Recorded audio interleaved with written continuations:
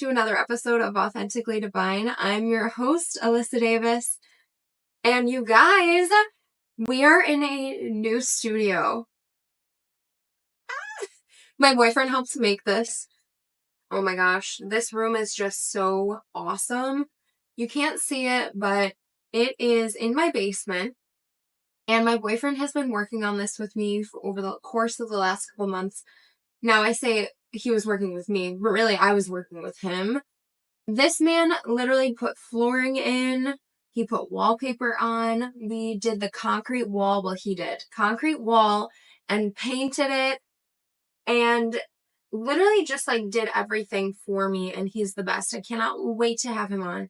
When I tell you that this is like the most awesome room situation to have a podcast in, like, I love this man so much, and he is such a man of God. Like, who does that for someone? My man literally built me a room to do my recording. Like, he believes in me so much. And I'm really just so honored to be his girlfriend. So I have to just shout Trevor out because I'm still in awe. This is the first time I'm going to be recording in here. This is amazing. And you guys are going to love what is to come. So we are obviously in the Authentically Divine podcast room. There's more to come with the decorations, everything like that. But I'm just so excited. So this week's episode is all about food.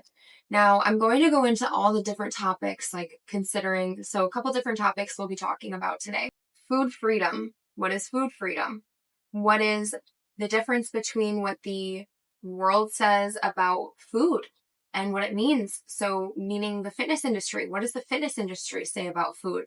What does the health and wellness area say about food? What do nutritionists say about food? What do I say about food and what it does to my nourishment?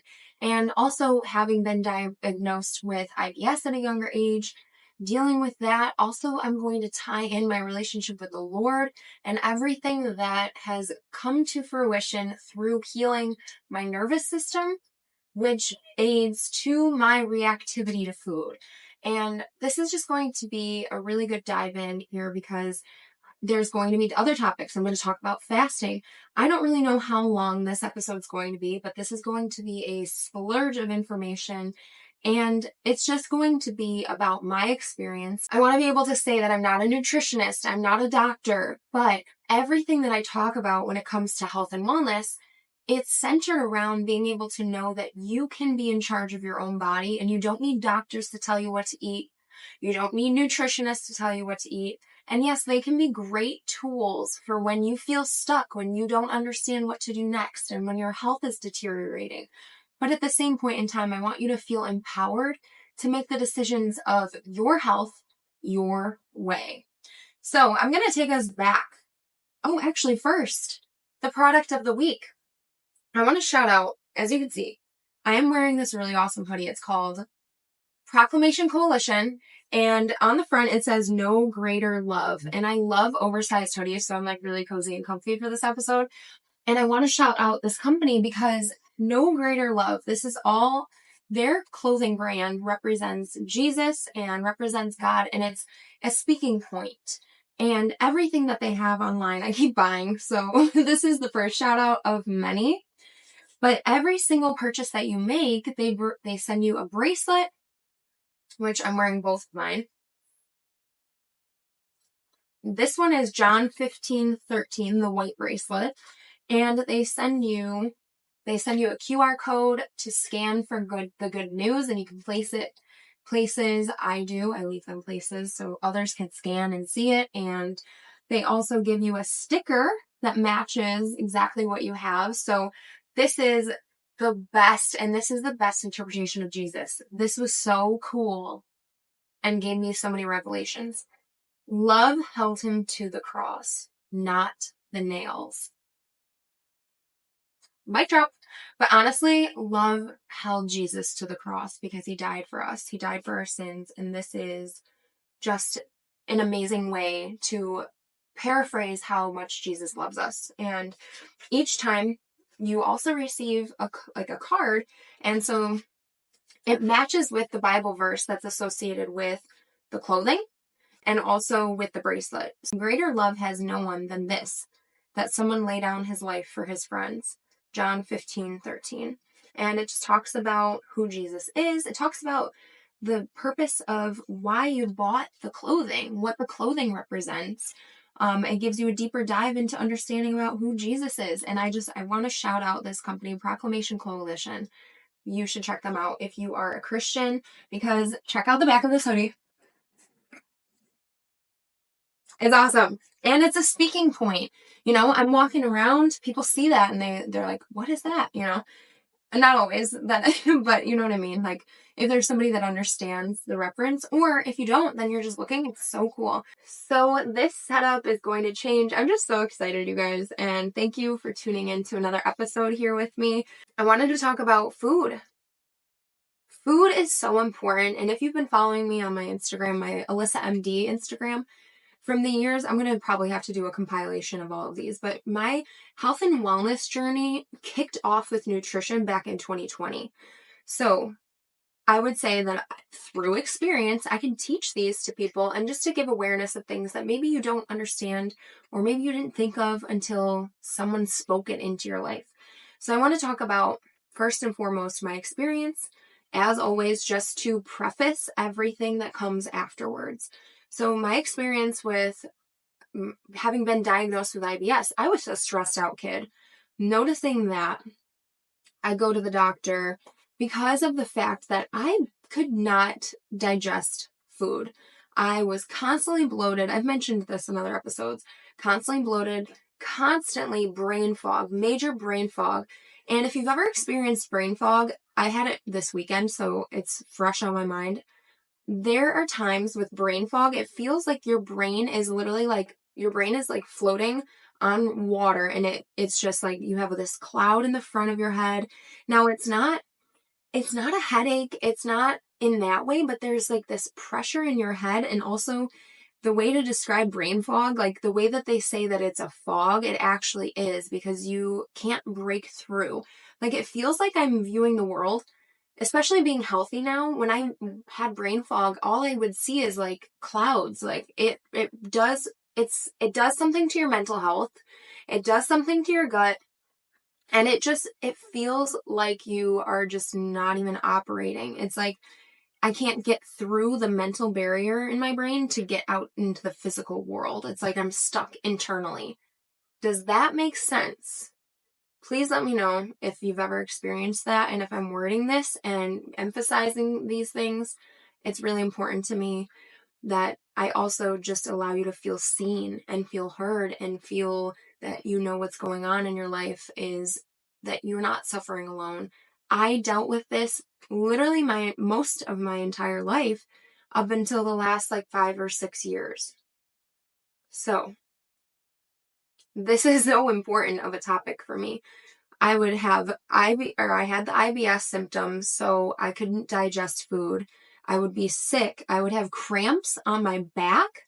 I would have cramps, like, depending on the food that I was eating, I would have cramps that like stemmed up to my back. I remember having cramps in my stomach, aches. I would eat a meal and then I would be down and out for the count. So think about, you're supposed to eat 3 meals a day. I would be down and out for the count every single time.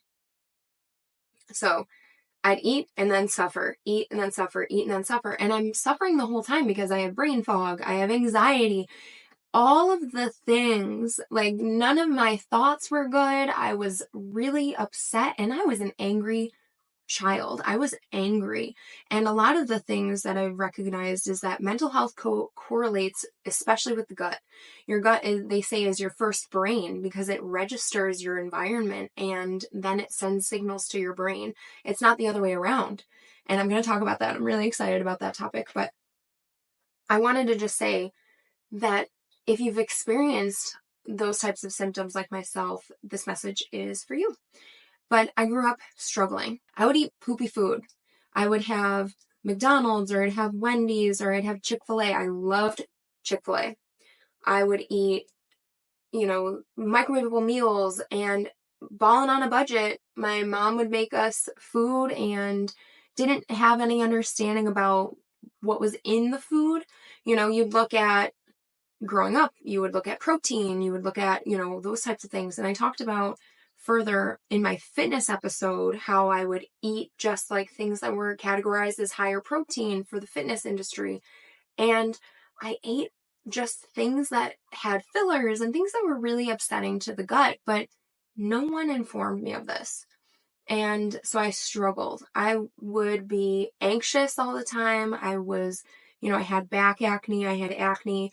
I did not feel confident in who I was, and really just left me with not wanting to eat food, which led to also in the fitness industry of me feeling sick and not eating much and counting calories. Like, I didn't really want to eat food. I'd be hungry, but I didn't want to eat food. I would get sick every time. And for someone, and that actually leads to where I am now, but I would be sick all the time and anxious, and I would have high, crazy emotions that were basically uncontrollable. And at that same point in time when the food, like, I really started to recognize, like, nobody else is really dealing with the things that I'm dealing with, like, around me. People can eat this bad food, but it does something different to me. And having also those high emotions, and it all just stemmed into like mental health. So fast forward a little bit further, I go to the doctors. I'm like, I am suffering. I can't even eat a meal without just having horrible anxiety. I can't eat a meal without just having horrible reactions to things. And I go to the doctor, and this is where I started to just try to advocate for myself, because I'm like, the internet's becoming a thing. I'm seeing like health and wellness. You can like advocate for yourself. You can eat better foods. I go to the doctor. They slap a pill on me. They're like, take this. I ask them, should I go see a nutritionist? Like, what should I be doing for this? Because I want to daily assist myself. You know what I mean? Like, I know that a medication is not addressing the problem, because I had been on birth control too. And I was like learning about myself. And they said, the IBS doctor literally said, and he was like a man in his 70s, no hate to him, but man, he was an aid in my like warrior type of mentality. Like, I'm going to fight for myself. The IBS doctor, when I asked him what I should be eating, he said to me, you're in your 20s. You should know what you should be eating. Sorry. I'm like laughing because I'm asking you that I thought were the expert. But let me just rephrase. If you have ever been told by a doctor you should know, that is instantly making you feel as though you are dumb for asking a question and they're not advocating for you. And in that moment, I decided I will no longer trust doctors or medical professionals in asking those types of questions. And this is just from my personal experience, and I'm not saying that there is not a time or place to trust medical professionals, but when it comes to these types of things, tread carefully on who you can trust. Because of the fact of my experience, I don't trust people to give me advice without me also just being in tune with it. But this also goes back to me having other issues when I was growing up of health problems where I would go to the doctor and I knew what was wrong with me. I just knew instinctively what was wrong. Like, for example, strep throat.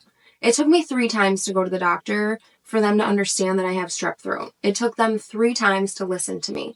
But I want to let you know, like, this is who I was made to be, is like this warrior mentality, this fighter, this advocate. And I'm going to use this platform to advocate for you and to fight for you and to allow you to step further into your faith and to your strength of who you are, and to not allow people to tell you who you are and who you are not.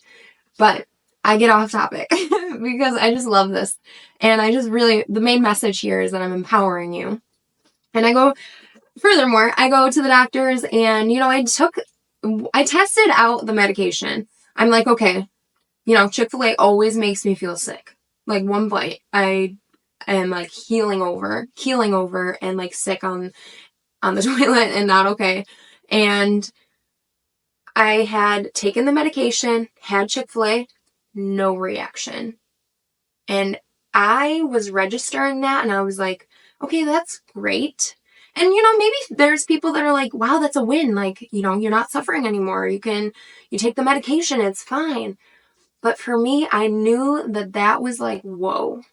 It was something that it wasn't a win for me. It was more so like, oh, okay, that's powerful.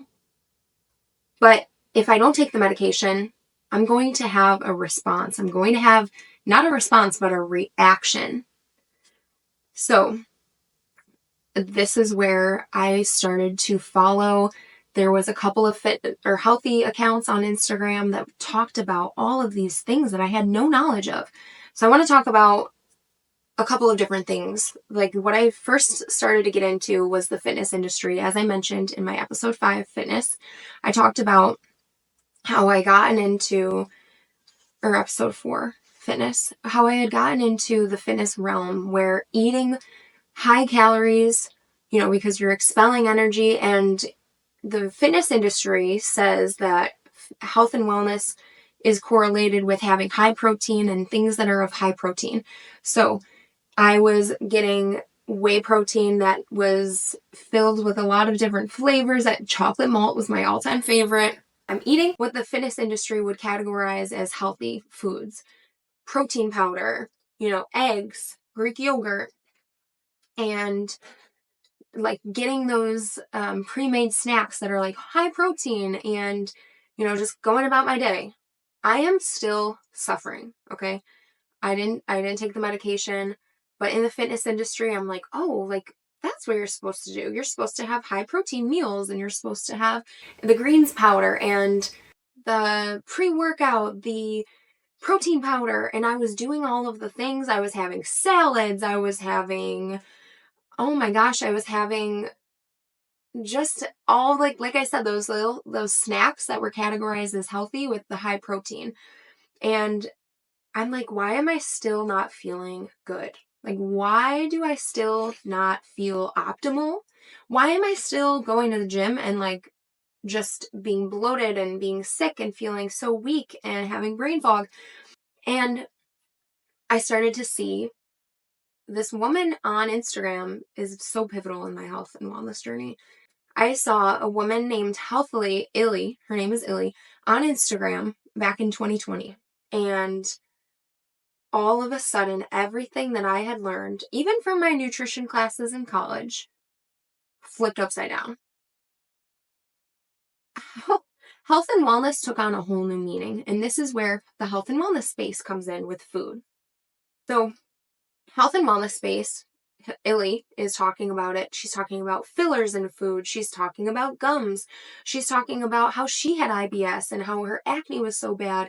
And all of a sudden, I'm looking at my ingredients rather than the nutrition class that's like, oh, look at the carbs, just look at protein content, look at fat content. You don't want any fat, all protein. You want lower carbs.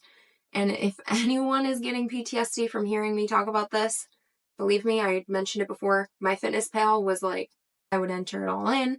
I'm looking just for high protein, no fat, no carbs.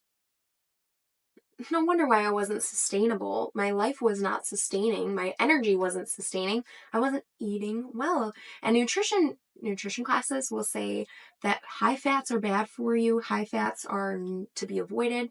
Yes, some fats, trans fat. I'm going to say it right now. Trans fat, you want to avoid trans fat, which is like in McDonald's, which is in like most fast food places where you can eat a whole burger. It's all fat. It's all trans fat. It's like there's not a lot of health content to it. And then you feel depleted and you feel sick after. And you're still hungry like an hour later. But I'm going to go into that. But health and wellness space, Illy is talking about, eating sustainable foods. Like high fat is not bad, depending on where you get it from, the source. And protein should be always prioritized. Carbs. You don't want to eat just carbs in a meal because it transfers into sugar and it also stores more fat. And it just is like, it was giving me this understanding of food and things that I never heard of. Never heard of. And I'm learning about food and I'm like, I never heard about any of this. I never heard that in my life. To eat well is to have a balanced meal, not just looking at that. it's not just about what the content is of the food, but rather the ingredients. The first ingredient of a food is actually categorized from most to least. So if you have like a protein brand or something, let's say it's just protein, like a protein brand. If the first ingredient is a filler, like let's say cellulose, or if the first ingredient is a gum, like xanthan gum, that means the whole product is centered around it being just gums. Or let's just say we're looking at a carton of milk. The first ingredient should always be dairy, cream, milk, whatever. Okay, let's just say we're looking at ice cream. Ice cream, the first ingredient for ice cream should be dairy. It should be some sort of milk content. If it's water, that means that it's a water-based like protein, or it's a water-based supplement, or it's a water-based type of product. So in this case, I was learning about ingredients that I had no idea actually impacted what happened to my body. What was in the food impacted my body. I thought we're just looking at the three major aspects: protein, carbs, and fats. I didn't understand that. So learning about that, I was like, it opened up a world of new information. And that was where I learned what health and wellness views as nutrition. So if you are not understanding this, I want to just talk about what fitness influencers and what the fitness realm says is healthy is different than what the majority of the health and wellness spaces say is healthy. Now, we are getting into an area where in life that the two are starting to coincide. Before, they were at opposite ends. And it's really nice to see, because as we become a healthier society, we become healthier mentally and physically. So it coincides with fitness and it coincides with health and wellness. And I've always been stuck in the middle because I've loved fitness, and then now I'm starting to understand health and wellness and how it actually does pair together. But the health and wellness industry has, this obsessive nature with high protein foods where it doesn't look at the ingredients, where it's just, if it has whey protein in it, people are like, oh, it's healthy. And it's no judgment on them. It's that the fitness industry claims that that is the way to have health and wellness, is to be striving with something that is high protein, no matter what the source is, no matter what the fillers are, no matter the quality of the product. So that's where I want to just differentiate a couple of things. The health and wellness space, a lot of judgment is happening over there because they're like, you can eat butter, eat raw butter, eat raw milk, or drink raw milk. You can have high fats, avocados, coconuts. You can have all the fruit in the world. Because there's also the nutritional space over here that also states that there's such a thing called food freedom. Food freedom in the nutritional space, if you're unfamiliar, and this is for dietitians and things of that nature, you may have heard these people say balance. You can have a healthy balance of foods. You are allowed to have the McDonald's as long as you do, a healthy diet otherwise. Or you're allowed to do 50-50, healthy food and then also McDonald's. Or you can have like the McDonald's burger. I'm just going to keep using McDonald's because it's like throughout history, that's like one of the worst foods because it doesn't decompose. And I don't know if you've watched that in high school, but the fries don't decompose. I'm sure everyone has seen that video, but I just have to say it. And so there are the fitness industry. There's basically like three different areas of understanding. And the fitness industry is more similar to the nutritional and dietitian side. Nutritional and dietitians will say, you can do this, you can have fats, you can have an Oreo, and you can do all of the things, and an Oreo isn't that bad for you. And you can do an Oreo paired with McDonald's, and, as long as you're within your calories, you're perfectly okay. And this is where it's almost the same as the fitness industry, where they're saying, you can have a protein waffle, and because it has that enough protein, it's considered healthy. And I want to debunk those. And this is not that I'm like pushing nutritional advice because, again, like I said, I'm not a nutritionist, but this is my experience. Those things, food freedom and like freedom of choice is great. But I also want everyone to understand that you should be educated on these things and you deserve to be educated on these things. So food freedom and health and wellness space of like, as long as it's protein, let's just put this in a category over here. It's the freedom of choice. Fitness, freedom, and freedom of choice. And now the health and wellness space that I am in, what I started to learn after being on one end of the spectrum, the freedom of choice and fitness foods, when I learned about the health and wellness space, I threw all my eggs in that basket for the health and wellness space, where they said, fillers are bad for you. And I'm going to say fillers meaning like cellulose, gellan gum, xanthan gum, palm oil, which are seed oils, any seed oils, natural flavors, all of that is bad and you should not have any of it, and pay attention to the ingredients. And it was providing an understanding for me that those ingredients are bad, but at the same time, someone like myself who was throwing all my eggs in the other basket, where I was still dealing with IBS, still suffering, still feeling like eating was not my favorite thing to do. I was afraid. I was fearful. Threw all my eggs in that basket of the health and wellness space, where I need to be paying attention to everything that I am consuming. It started to cause me to not eat out with my family. It started to cause me to have anxiety about foods. It started to cause me to have further anxiety, actually, because I already did have anxiety, but further anxiety because I noticed that when I started to eat foods that didn't have canola oil, didn't have xanthan gum, didn't have natural flavors, were just actual foods that had ingredients that I knew what they were, and the shelf life of them would go faster, and I had food. I started to understand, and my body started to feel free. I dropped weight. Like, I dropped more than 10 pounds of inflammation. Now, I was eating. Let me tell you, I was still working out, and I stopped calorie counting. I started to learn what intuitive eating was, which is eating based off of what your body is craving, what your body is yearning for, and also just prioritizing eating healthier, like foods that are sustaining you, foods that are fulfilling you, like giving you a full stomach, foods that make you feel good. And I started eating that way, and I started to feel like $1,000,000. And I actually lost, like I said, I lost the 10 pounds, and I didn't know I had 10 pounds to lose. That was never my intention.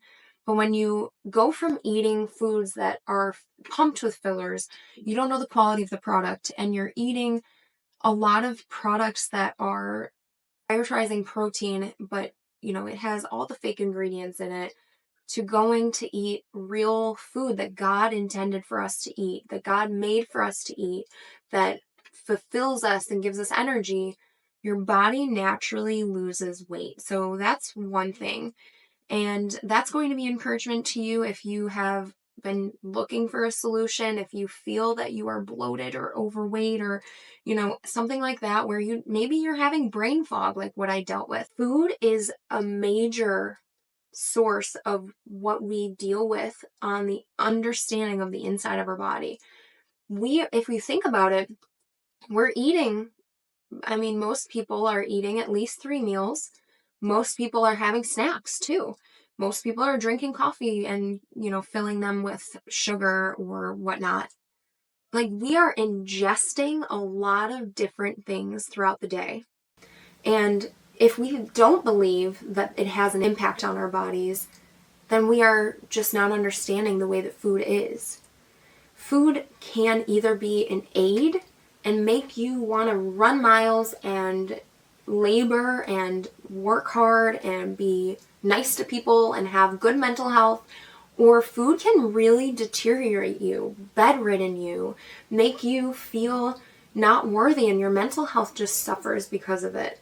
And I really want to just make sure and dive these points in, that you have the choice. So I want to be able to outline everything on the table for you to be able to understand that there might be a different route than what you've been currently taking. There might be something that you missed along the lines, or a doctor missed along the lines. And I'm not saying this is going to cure everything, but if you are suffering with mental health, the Just Ingredients woman, Carolyn, she has one of her top posts on Just Ingredients. She talks about how at one point in time she was so depressed. She had all of her children, and nothing was making her happy. And that's why she created Just Ingredients, because she learned about the impact that food has on your mental health and how she almost had taken her life because of it, because of how much she was suffering, how bad she was suffering. No doctors could give her a solution. No one understood. And I believe that this is a great thing that we are doing in this world, is being able to share our experiences across platforms like this so that others can be informed, and we don't listen to just what the government or the doctors or the nutritionists or, people or reading a book that was provided to us in high school or college says, but yet living off of our own experiences and advocating for ourselves. But I wanted to just dive back into where I had learned about the gums and the fillers and how they can really impact people that are suffering from IBS like myself, or how it can cause mental health to be worse. And I'm going to just go into the categories so that it's understood here. A couple of different things that I mentioned: xanthan gum, gellan gum. Anything gums is a way to hold food together.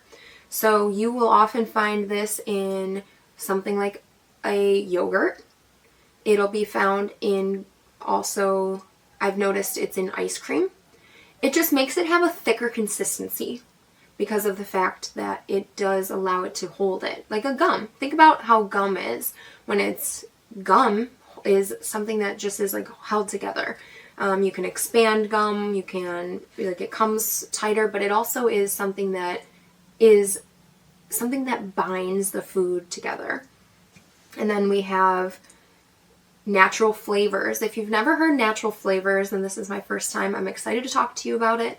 If you see something that says natural flavors, what that means, and I'll go into what organic natural flavors and regular natural flavors. Regular natural flavors it's like a fragrance, essentially, for a food. You know how in perfume, natural fragrances are blanket statements. The manufacturers and the developers do not have to categorize what they are using the fragrance as. So they could be pumping in a bunch of different chemicals and just label it as vanilla fragrance. Or they can be pumping it in and call it lemon fragrance. Or just name it like cotton candy as the perfume, and then it just says fragrance. You don't know what it's actually being filled with, and that's why people have reactions to perfume, but that's another thing. But natural flavors is the same thing, but for food. When you are having something that is filled with natural flavors, what natural flavors means is it's a blanket statement. It's a blanket ingredient. The scientists, food scientists, they exist.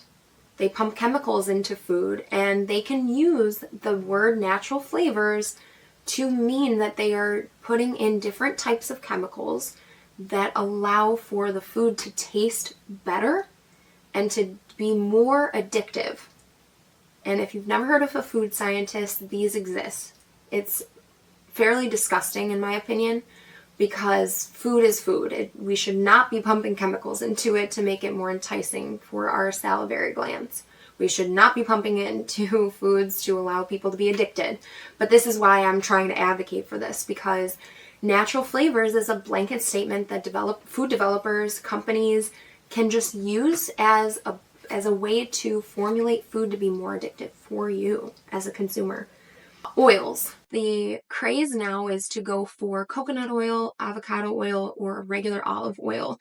Now, those are all healthy oils, but I want to mention the unhealthy ones: palm oil, sunflower seed oil. If you've ever heard canola oil, literally canola oil is something that you can grease a tire with, and it's something that people eat in foods. What you'll see that these types of oils, like palm oil is in chips. You see canola oil being used as the fryer oil for foods. And if you've ever talked to or know someone that works in a restaurant that has to get rid of the fryer oil, it's a disgusting matter, and it's a repulsive. It's repulsive. I know people that have worked at McDonald's before that uses canola oil, palm oil as the fryers. They cannot get it off of their skin. And I know they're working with an oil, so it's going to come with that territory. But that type of oil, it's like this potent and stingy smell. And that's also why the fries don't break down. These types of oils, they are called inflammatory oils. If you've heard in the health and wellness space, inflammatory oils, they do something to your body because they're also, again, a preservative. It's an oil that they're cooking with, but it does not break down well in the body. So that's another aspect of what's in the food. You can also find, what I was mentioning is organic standards are different than regular standards.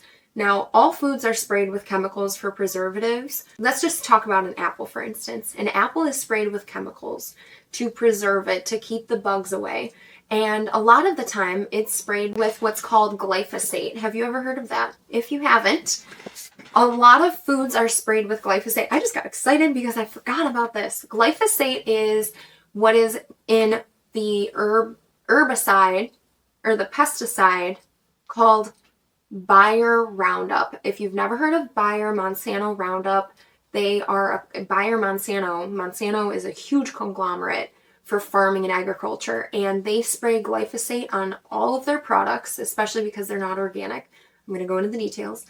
Glyphosate is a chemical, it's a weed killer, and it is sprayed on heavily on wheat products. So if you're talking about regular whole wheat rice, whole wheat bread, the conventional brands that you buy at the grocery store, wheat bread, whole wheat, a lot of it is sprayed heavily. Well, okay, actually, whole wheat products are sprayed with Roundup with what's called glyphosate. There are a lot of lawsuits about glyphosate, and especially now you can find that there are people advocating for their health and recognizing that glyphosate has been causing mental illness in children.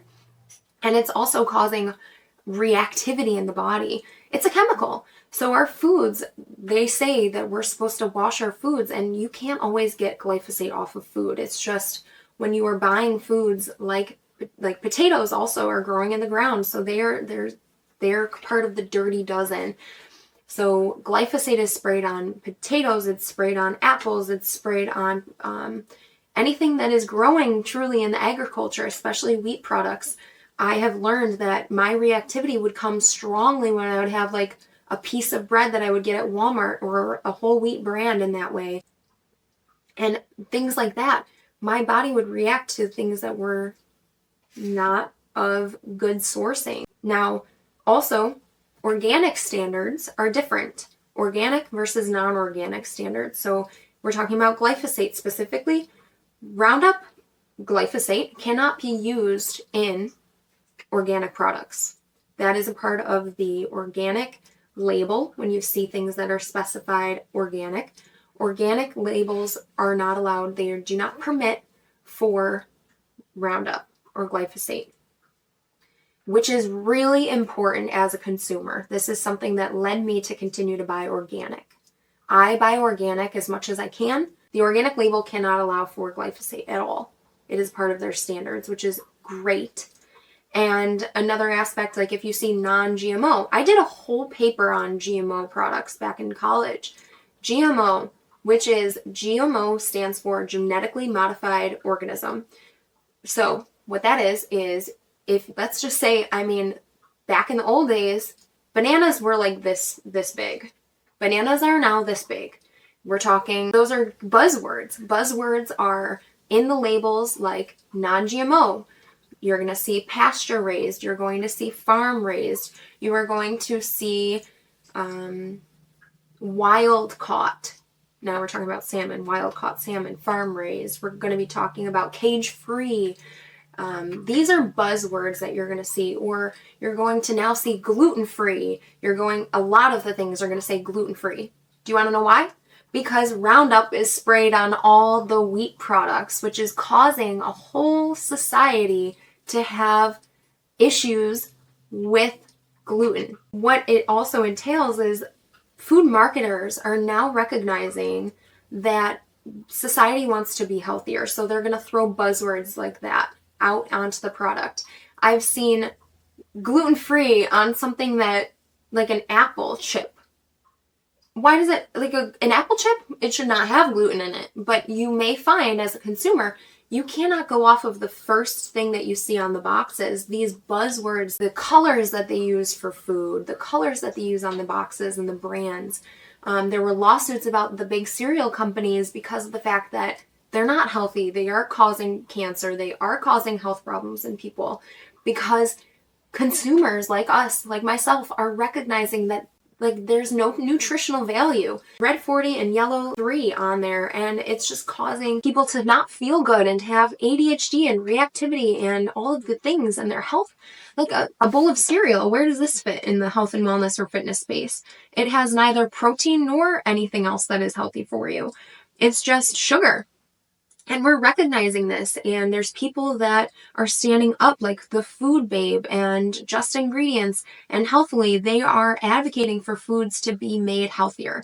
One aspect of why the health and wellness space is going at these big companies is for causing us to not feel good is because they are just profiting off of everyone being sick.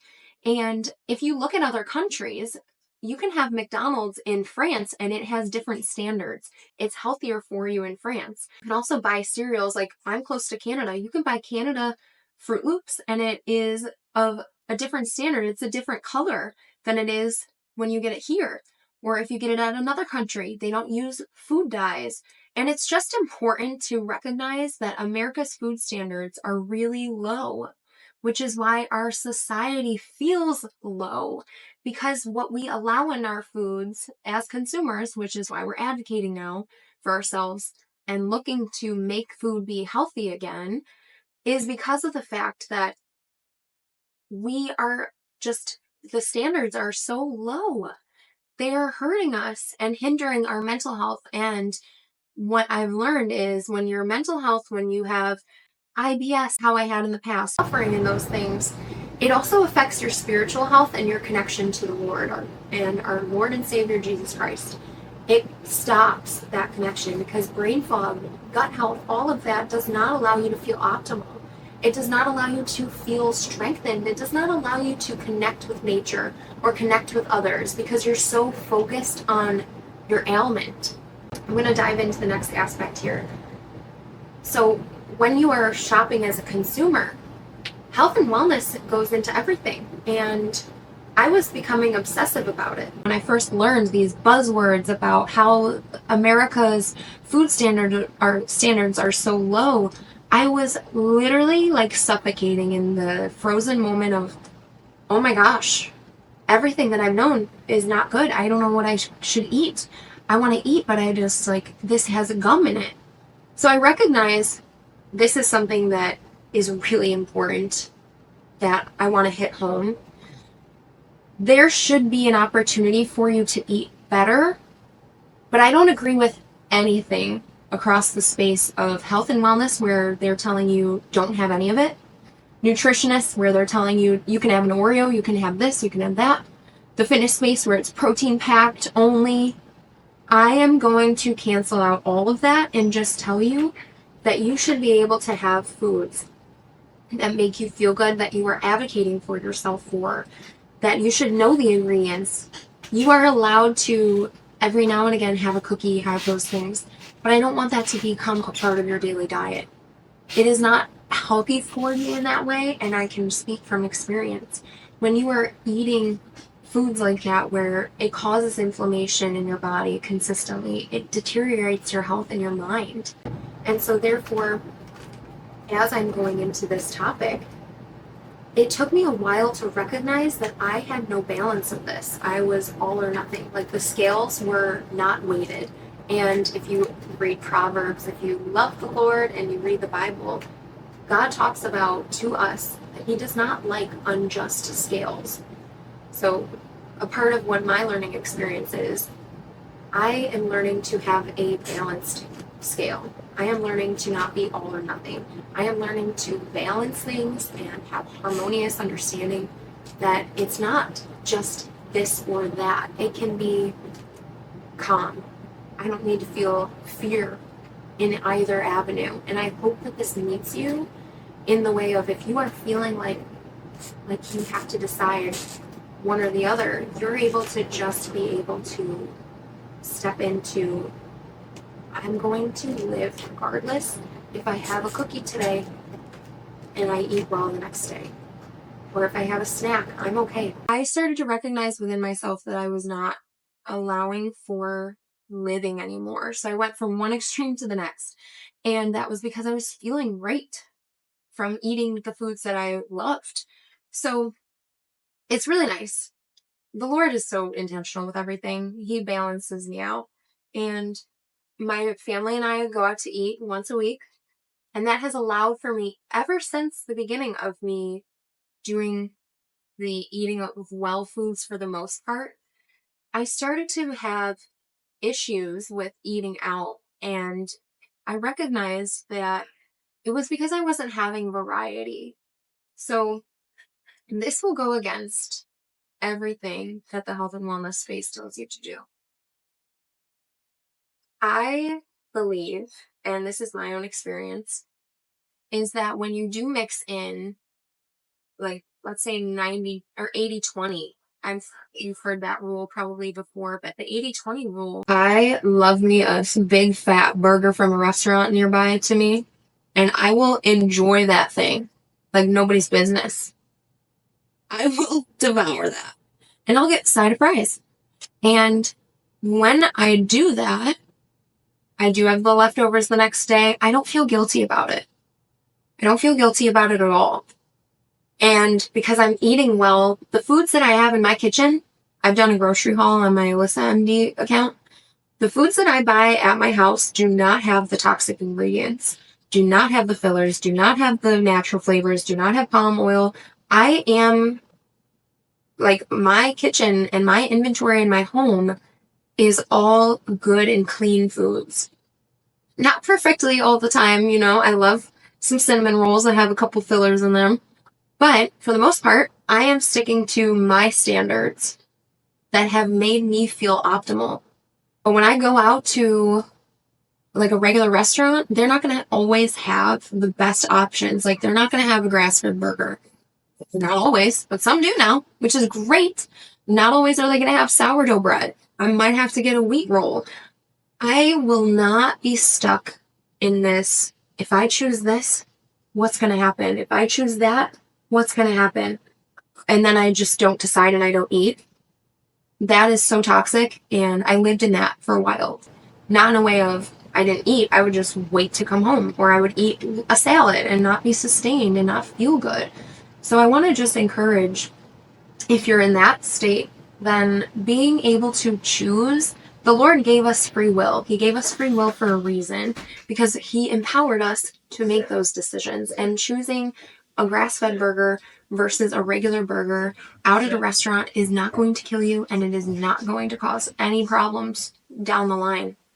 But overall, you want to, if you suffer from these types of things like myself, or if you feel that your mental health is lacking, or you could be eating better, choosing foods that are like grass-fed beef, pasture-raised chicken, organic foods, these things that don't have fillers, there is so much that we can do to do better. Like, at this point, instead of buying like the frozen french fries, I make my own french fries at home and I toss them in avocado oil. But it's just a matter of understanding that we have a choice, and you don't always have to go at the default setting of what the world tells you to do. The world would tell you that you can have McDonald's 5 days a week and you'll be fine, because that's all you find on commercials. The Super Bowl, or any football commercial, how many times they just push food and ads and that nature. You can choose And now, which is so great in this day and age in 2025, we have clean Oreos. We have Oreos that don't have fillers, and they're not going to taste like Oreos because Oreos are conducively supposed to be more addicting. They are made to be addictive. But you can understand that food is either, it's not good or bad, but rather make a choice that makes you feel better. It's either, the options of food is fuel or food is medicine. Like food is fuel was what the high protein and the fitness industry would label it as, is food is fuel. So that was my first mindset. Then later on in life, I'm like, okay, food is medicine from the health and wellness space. And in this way, it's both. You should not be feeling sick or ill after eating a meal. It should be invigorating to you. It should allow you to be motivated. It should be something that nourishes your soul and nourishes your mind.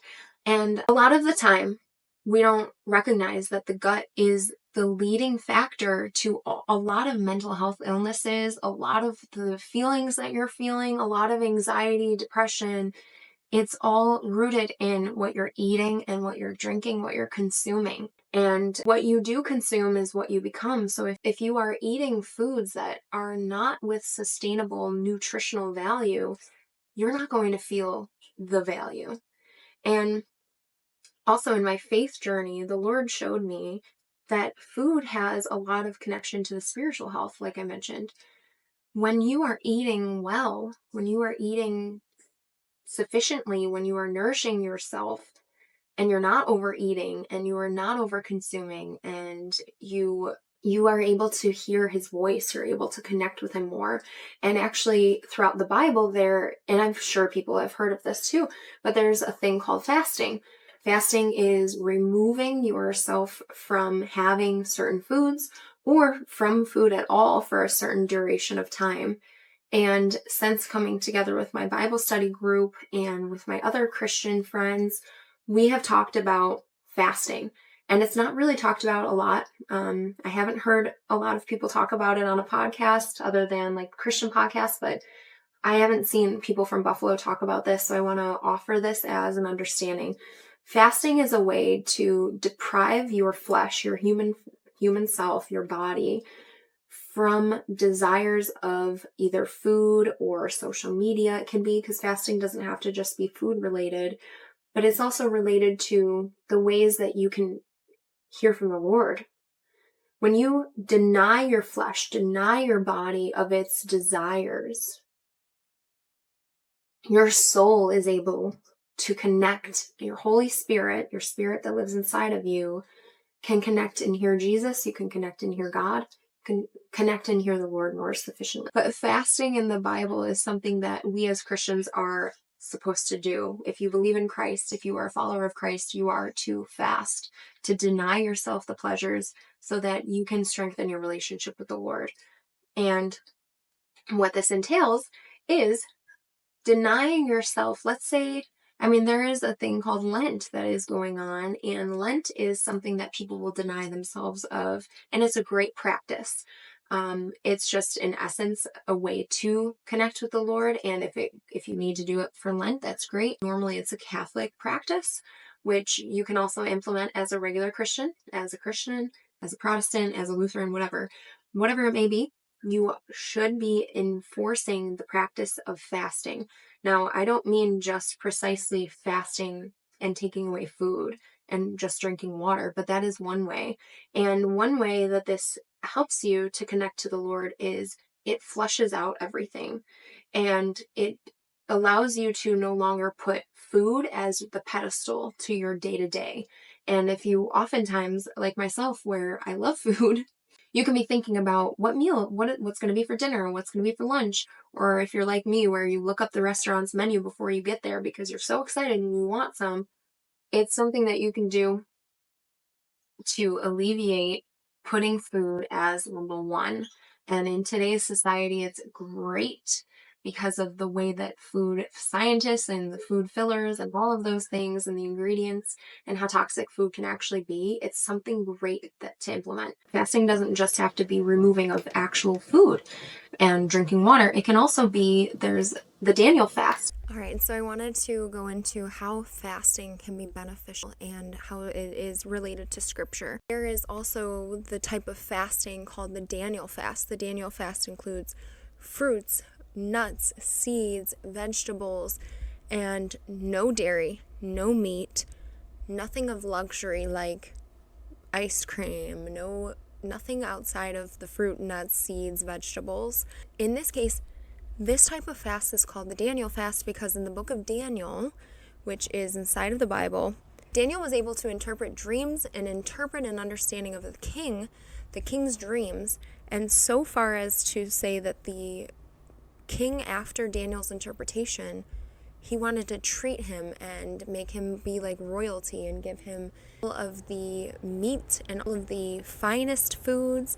And Daniel, because of his faith, because of his relationship with God, chapter 1, verse 8, Daniel, after being offered the food, he said, it says in the book, the king appointed them on a daily provision of the king's meat and of the wine which he drank, so nourishing them 3 years, that at the end thereof they might stand before the king. And now, what happened was, verse 8, Daniel says, but Daniel purposed in his heart that he would not defile himself with the portion of the king's meat, nor with the wine which he drank. Therefore he requested of the prince of the eunuchs that he might not defile himself. So Daniel, taking precedence in his life, he decided to choose the Lord and choose faith over pleasure of the kingdom, pleasure of what the king was offering for them. And he remained close because verse 9 says, now God had brought Daniel into favor and tender love with the princes of the eunuchs. So by choosing to not have pleasurable food, it allowed him a closer relationship with the Lord, and the Lord gave him favor. There are people that choose not to eat dairy. That's completely okay. I always think about that when I think of the Daniel fast. I'm like, there are people that are vegans that don't eat dairy or don't have milk or don't have meat, and I'm like, I wonder if they feel good spiritually. This is a question. If you're a vegan, I want to know, and you're a Christian, do you feel good spiritually when you're connected, or if you are connected to the Lord? Do you feel good when you are vegan and praying and fasting? Because for me, I've been called to a couple different fasts, and it specifies here in the Bible also that we are called to fast. We are called to engage in the act of fasting. And it's in the book of Matthew. And also, we are called to fast when we are a Christian because that is denying our flesh, denying pleasures of what we as a human being desire, and to give that to the Lord, to get closer to Him, to hear Him. You know, we are called to fast if we are going through stressful times. If you need to hear a precise answer from the Lord, if you are struggling in something, if you are being called or if you are feeling that the Lord is calling you to fast, we are to sacrifice for however long, whether it's one day, no food, or a week of a Daniel fast of eating just fruits, nuts, seeds, and berries. It is a privilege to be able to be a human being in the call of Christianity. It is a privilege that we get to flourish and have all of these amazing pleasures in life. But if we don't allow God to be at the forefront, and we don't sacrifice, and we don't obey Him in that way, then we are not doing what we're called to do as a Christian, as a believer of Jesus Christ. So in the book of Matthew, chapter 6, there is a book about fasting. When you fast, be not as the hypocrites of a sad countenance, for they disfigure their faces, so that they may appear unto men to fast. Verily I say unto you, they have their reward. But you, when you fast, anoint your head, wash your face, that you may appear not unto men to fast, but unto thy Father which is in secret.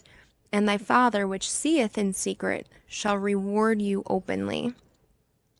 So what this is saying is, if you are called to a fast as a Christian, you're not to go and brag about it. You're not to tell anyone. You're not to go out and declare that you're fasting and tell people in this way.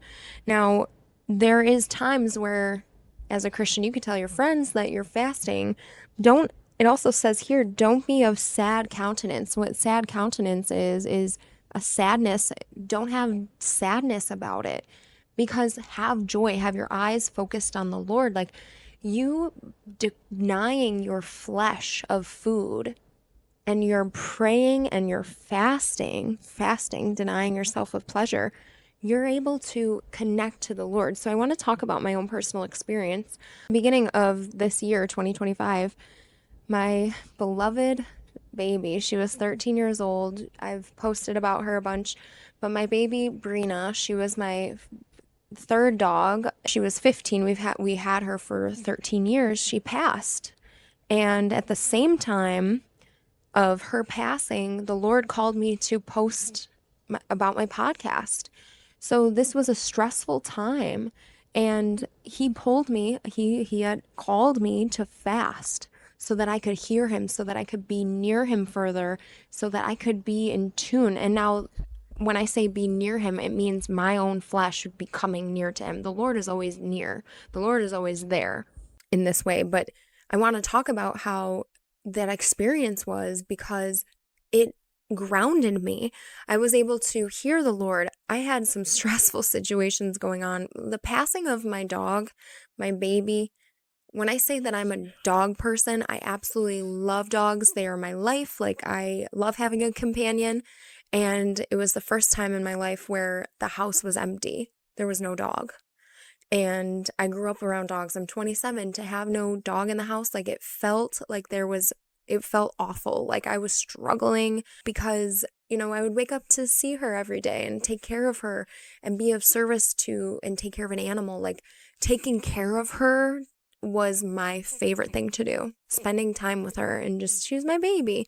She was a senior dog too. So she had to have tender love and care and patience. And without having that in the house, I was really struggling. I really was. And then when you are struggling, it leads you to be susceptible to hearing from the enemy. And what fasting does is allows your mind to be able to focus on prayer, focus on hearing from the Lord and just being calm.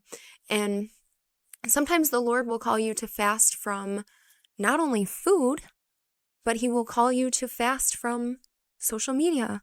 You might feel it in your heart to fast, meaning to deny yourself. So it doesn't have to be food related, but this whole topic is food related. So food being taken away, like, I was called to a Daniel fast, which is nuts, seeds, berries. And it sounds like, especially someone like myself, where, I love eating like chicken, I love eating burgers, steak. The first day might be the hardest, but by day 7, I'm like, I don't want to stop doing this.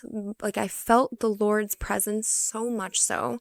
And it's just, I don't want to go too far into all of this, because I could see us talking. I could see the Lord using me to talk about fasting at a different avenue, but I just want to emphasize that sometimes, and as a Christian, you are called to do fasting, to get closer to the Lord, to hear from him, to feel his presence.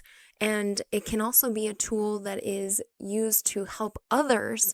Prayer and fasting for others, denying your own flesh for others. If, let's say your family member is sick, or your family member is going through something and you're stressed out for them, or your loved one, your husband, your wife, you can fast and pray about it and hear from the Lord.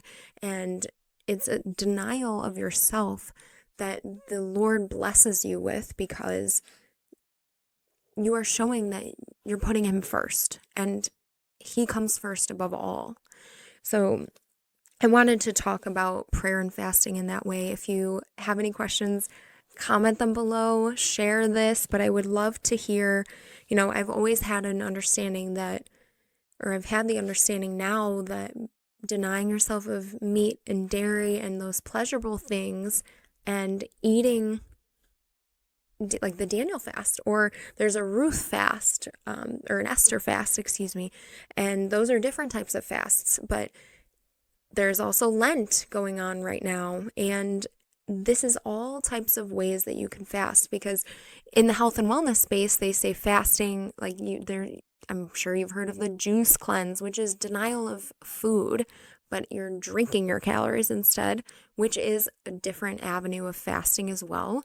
And it clears your body out. It rids you of toxins. So if you think about it, we as regular human beings understand that, but if you add that spiritual element, because we are spiritual beings and we are made by God, fasting is a spiritual connection to the Lord and also a clearing out of your toxins, because prayer and fasting can clear out demons and can clean out anything through prayer and fasting.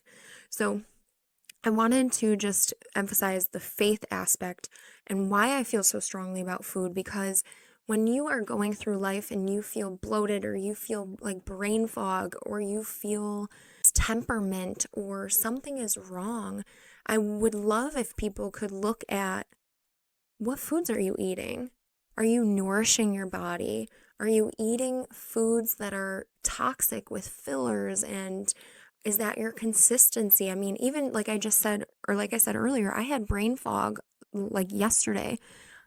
I ate something that I knew I shouldn't have eaten, and I felt awful. I had the repercussions of my own actions after. So take it from someone like me, where I have done both extremes, maybe if not more than both, but like more than multiple extremes of food and prioritizing food. And now I'm in a faith-based area of food where I try not to put it as my number one thing. I try not to obsess over it. I try not to do these things, but the Lord is still working in me, you know what I mean? But it is just something that you can progressively change so that you can feel better about your life. To be clear-minded is such a beautiful thing. It is something I treasure, and that is why at one point in time, when I went from having constant pain and struggle and anxiety and feelings of being depressed, like to now eating foods that nourish my soul and make me energized and get me from the day, like where I don't even need caffeine, I just have caffeine because I love coffee. That is what we should be prioritizing, is taking care of ourselves in the way of understanding that food is good for your soul as well as your human body. So I want to just thank everyone, and it's a lot that I had talked about, so I want to recap. So I did talk about the IBS. I talked about my journey. I talked about the fitness industry and how they categorize food. I talked about how the health and wellness space categorizes food. I talked about how nutritionists categorize food, how I categorize food. I talked about the Daniel fast. I talked about fasting. I talked about buzzwords like pasture-raised, grass-fed, those types of things. And just in essence, all of these are ways that they are just tools in this way, but obviously, however you feel most optimal is best. But if you've never tried any of these things about removing certain toxins from your life through diet, I encourage you that food is medicine. Food is also nourishing for the soul, and food is fuel, like the fitness industry has stated. It's all of the things. I mean, the Lord literally gave us food. He gave us trees. He gave us figs. He gave us honey. He gave us all the animals. Like, we are supposed to enjoy the food, but we are never supposed to put it above all. And so I really hope that this message and this episode all about food meets you well. And if there's anything else that people want me to dive into further, I would absolutely love to go over this. As you can see, this type of topic, I didn't really stutter that much. I don't know, usually I have to edit a little bit, but this I felt really confident about. And I'm in the new studio. This is so exciting. So thank you for being an Authentically Divine listener. My name's Alyssa, and I hope everyone has a great and blessed